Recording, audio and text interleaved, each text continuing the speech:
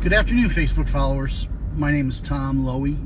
I'm a reporter and columnist for the Galesburg Register-Mail. And it's been a minute. Haven't done a Driving with Loewy in a few days. Just unexpected stuff, right?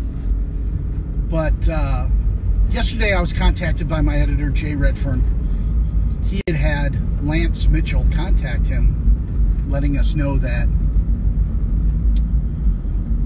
his father, Gary Mitchell, passed away Monday. And Gary Mitchell is a man I've known for about 20 years. The entire time that I have lived in Galesburg, I've known Gary Mitchell. He died Monday after a long battle with cancer.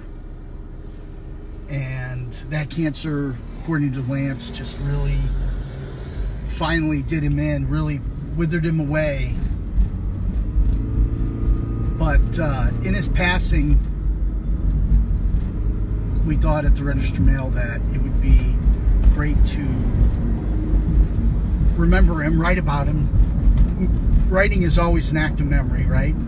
One way or another. And so some of the things that you can do as a journalist is to actually write about people in the community, people who meant a lot to the community. And there are a lot of different reasons why, obviously, why people mean things. But who was Gary Mitchell? Well, Gary Mitchell was a man who got involved in youth sports early on. It wasn't so much driven by his kids as it was, he told me one time that he just getting to sit and watch kids play and to make it possible for them to have fun, to be even a small part of that, always really meant a lot to him and his wife Karen. So Gary Mitchell got involved with Little League. He started as a Little League coach, and then he was a JFL coach. And then he ramped up his involvement. He took the presidency of Little League, became president of the JFL, and then for a long time was president of the Babe Ruth League. And the older, he did one league, like there was an older Babe Ruth League. He coached at the American Legion level for Coach I. And along the way, a local coach asked him to start doing public address announcing. And that was where Gary's dedication to children, to other people's kids, met with something that he found that he really enjoyed. Gary found that he really enjoyed announcing lineups, telling you who was at bat, or the next wrestling match, or, you know, who scored the bucket, doing the halftime statistics. And so in a town where, actually, if you think about Galesburg, it is a town singular in its media, in that it's had a long-time newspaper, a very good newspaper, I might add, and a couple of very good radio stations. WGIL, of course, an award-winning radio station, continues to be. And then there was the other radio station for a while. They covered sports. Blah, blah, blah. I can't remember. But Dave Clockingay was there. But my point is this. We've had, I want to start with Tom Meredith, comes right to mind, and Brad Benowitz and Jim Lee, the iconic duo Brad Benowitz and Jim Lee, Jimmy Carr, Dave Clockingay, all kind of iconic radio voices that have spoken to viewers for a long time, or spoken to listeners for a long time. But what I was thinking about this morning as I was waking up and trying to get my day going was that how cool is it Galesburg had this kind of iconic, ever-present public address voice. And Gary had a distinctive, assertive, kind of baritone voice, perfect for PA announcing. And so he was at Galesburg High School football games and baseball games and basketball games and wrestling matches. He was at Carl Sandburg College for basketball. He did Knox College for a while. He did, and it wasn't like a deal where Gary Mitchell thought a lot about Gary Mitchell, Slugbug, but it was a case where he would, he would do CSC College one day and then turn around and do Lombard the next. And so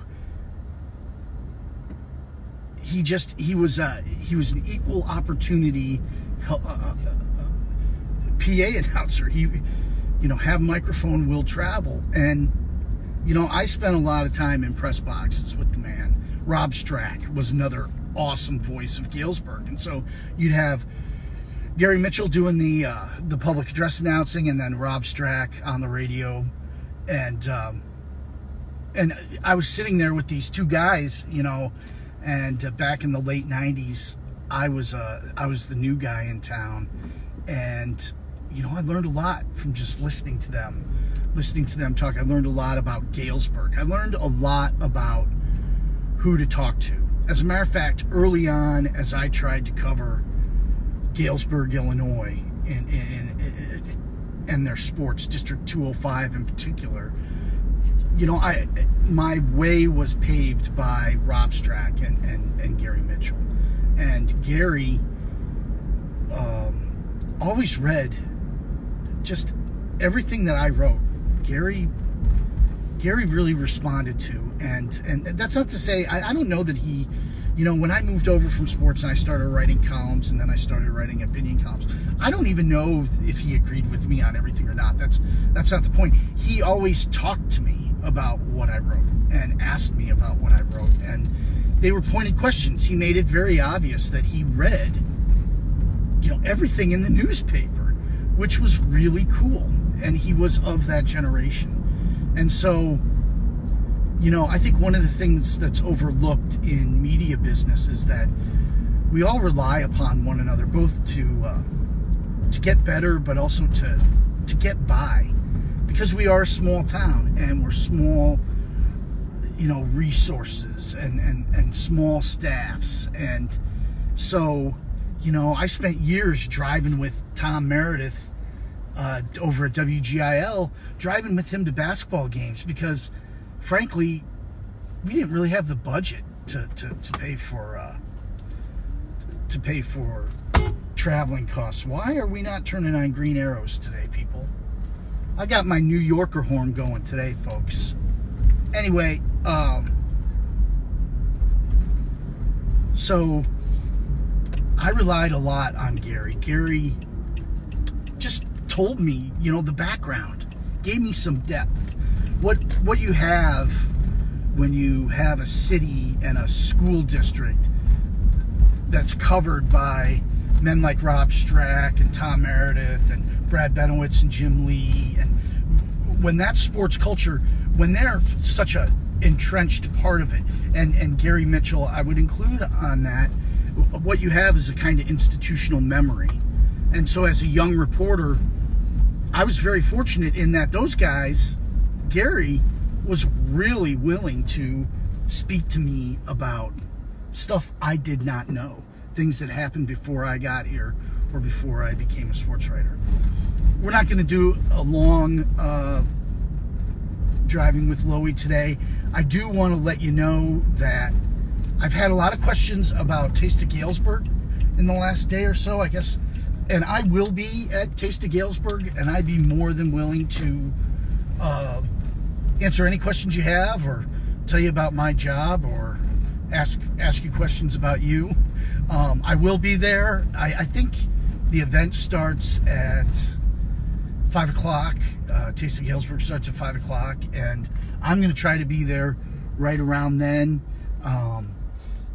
Bring by, tell us your favorite food item at the Taste, and then tell us how we can make the newspaper better. Tell us what you like about the Register Mail. Tell us what you don't like about the Register Mail. And if you're just joining us for Driving with Loewy, the late edition, haven't been here for a few days, but I wanted to let people know that I've got a column about Gary Mitchell. He passed away Monday at the age of 79. He's married to his wife Karen for 60 years. And I had the honor of knowing him for about 20. You know, I moved here in 1997, and he was already becoming a fixture in Galesburg sports athletic. He's a man who dedicated his life to kids. He was a public address announcer, as well as being a coach and president and organizer and tireless fundraiser and just general supporter of kids playing games, other people's kids playing games. I'm going to leave you with this story. It's the same one I tell in my column. You know, the kid I know has been baseball obsessed for as long as he could pick up a bat, right? And in the fall, I discovered that Galesburg High School, under Coach Arnold Gonzalez, played a fall ball schedule. It was kind of an informal meet at the sophomore field play, and it was a league. It didn't really count for anything, but you know, Oneida would be there, and you know, the Rova schools, and back then the Williamsfield schools before there was consolidation, but Knoxville and Abingdon, and then like Moline would come down, and Rock Island. They'd play games in the fall on the weekends, and what was kind of cool is that there were Sunday games too. So I could take the kid on a boring Sunday fall afternoon and take him down to watch baseball, and he would, Coach Gonzalez would always let him get involved in some way, you know, playing catch or shagging or whatever, being a bat boy, and it was a big deal.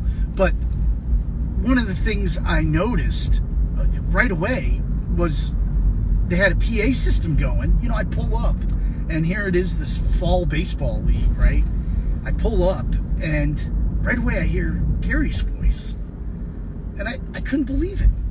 It was like a Sunday afternoon, meaningless baseball games going on that no one will remember ever, that is never covered by media, that's attended by maybe like some bored-looking moms a little bit, you know, because the games aren't really being played for anything, and like I think maybe some girlfriends or something, but you know, players' girlfriends. But there was Gary climbing up and down the ladder to a very precarious press box behind that sophomore field. There he was, collecting lineups, getting kids' names so that they could be announced during the baseball game. And I just made a promise to myself, you know, to always remember that about Gary. To always remember that he was the guy who climbed the ladder to the press box for fall baseball games so that a kid could be announced, so that the people in attendance could know who was batting for Galesburg High School or Abingdon High School or whatever in their fall ball baseball leagues. And it's one of those things you stick away, and you hope someday you get a chance to use it. So Gary, thanks for that. We're going to miss your voice, but we will remember you always. And Facebook viewers, thanks for taking the time to listen today. If you get a chance, get out to the Taste of Galesburg. Get some good food. I'm sure there's going to be a ton of good grub there. And then go over and, you know, heckle the folks at the register mail table. Jay Redfern tells me that we're on Simmons Street. We're right near the Kensington. So we're kind of at that side entrance there. So if you want to slide on over and tell us what you like about the paper, tell us what you don't like. You know, we can take it. So thanks for joining us today. Thanks for listening to my stories about Gary Mitchell. I appreciate it. You folks have a nice evening.